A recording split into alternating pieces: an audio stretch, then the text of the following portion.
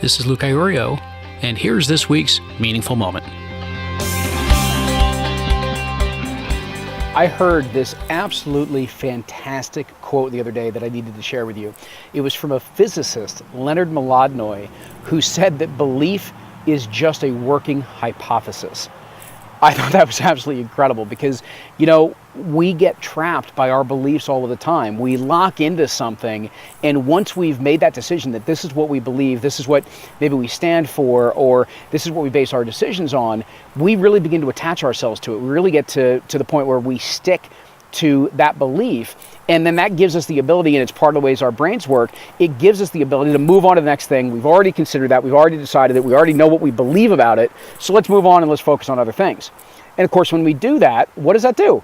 It locks us in, and it stops our learning process. It doesn't give us that open mindset, it gives us a closed mindset, no matter how empowering that belief happens to be.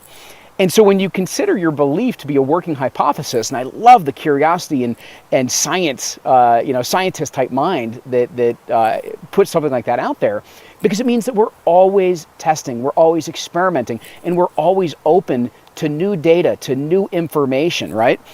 And so consider for the moment, what would it mean to you if you considered any of your beliefs as just a working hypothesis, that you will hold it to be your belief until you find something else, until you find more information, until you find a new perspective.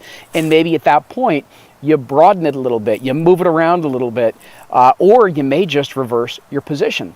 And I think that's the other really interesting commentary on having a belief, such as belief is only a working hypothesis, is that it allows us to change our minds over time. It allows us to learn and grow over time.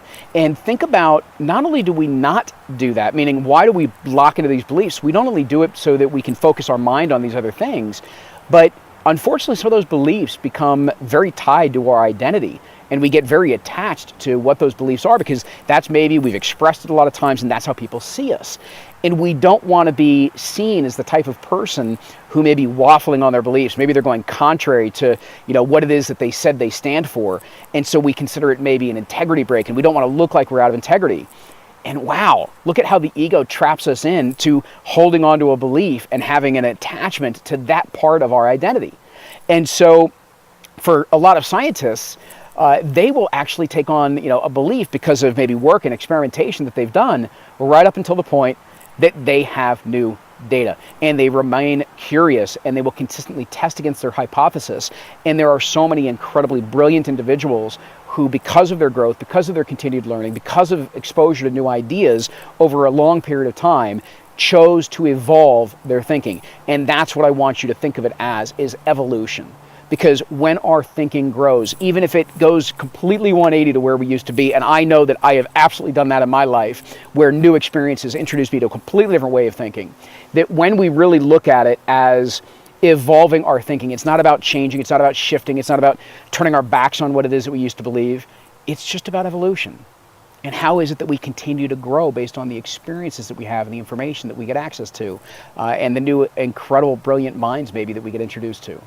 And so, again, consider for yourself, anytime you feel yourself getting locked in maybe by one of your beliefs, or you feel yourself really resisting an outside belief, really fighting for your position, just consider for a moment that your belief is just a working hypothesis. And what is this new data, this new information?